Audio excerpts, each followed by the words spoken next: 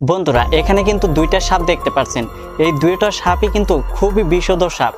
একটা হচ্ছে কিং কবরা, আমাদের ভাষায় সেটাকে গুমা সাপ বলা হয়। যদি সেই গুমা সাপ আপনাকে যদি কামড়ায়, আপনি ভ্যাকসিন নেওয়ার পর 2-3 দিনে যদি ভালো হয়ে যায় খুবই ভালো কথা, আপনার আর কোনো টেনশন নাই। আরেকটা হচ্ছে রাসেল ভাইপার, এটাকে যদি আপনাকে কামড়ায়, আপনি ভ্যাকসিন নেওয়ার পরও 2-3 দিনে যদি ঠিক হয়ে যায়, তথাপিও আপনি 20 দিন পরে মারা যেতে পারেন।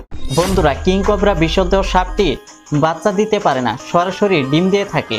কিন্তু রাসেল ভাইপার ডিম দিতে পারে না, সরাসরি বাচ্চা দেয়।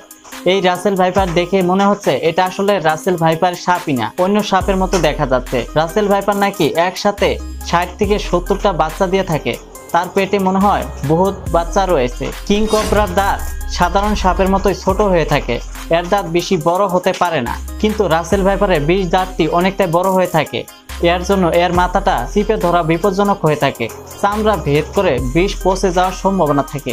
তো বন্ধুরা রাসেল ভাইপার এবং কি কিং কবরার ভিতরে 3টি ছোট্ট পার্থক্যটা আপনাদের কাছে কেমন লেগেছে কমেন্ট করে জানাতে ভুলবেন না। এরকমই আনকমন ভিডিওগুলো দেখার জন্য ইউটিউব চ্যানেল এবং ফেসবুক পেজটি ফলো করার রিকোয়েস্ট থাকবে, লেটেস্ট ভিডিওগুলো সবার আগে দেখার জন্য।